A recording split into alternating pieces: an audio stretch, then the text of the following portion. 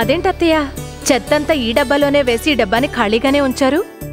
అదా, ఆ డబ్బా పాడైపోయిన తర్వాత ఈ డబ్బా వాడదామని చెప్పి తీసి పక్కన పెట్టాను. అయ్యో అత్తయ్య, 2 డబ్బాలు తీసుకొచ్చింది ఒక డబ్బా పాడైన తర్వాత ఇంకో డబ్బా వాడదామని కాదు, మన పర్యావరణం కాపాడుకోవడానికి. అదెలా? మనం చేయాల్సిందల్లా మన ఇంట్లో ఉన్న చెత్తను తడి చెత్తగా పొడి చెత్తగా వేరు చేయడం. ఇంట్లో మిగిలిపోయిన ఆహారం, కూరగాయలు, పండ్ల తొక్కలు ఇలాంటి తడి చెత్తనంతా ఈ ఆకుపచ్చ డబ్బాలో వేయడం వల్ల వీటిని డీకంపోజ్ చేసి సేంద్రియ ఎరువుగా తయారు చేస్తారు.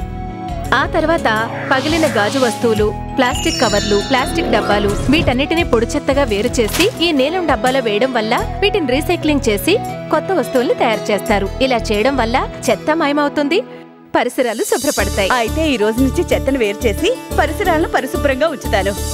తడి పొడి చెత్తను వేరు చేద్దాం, ఆరోగ్యంగా జీవిద్దాం.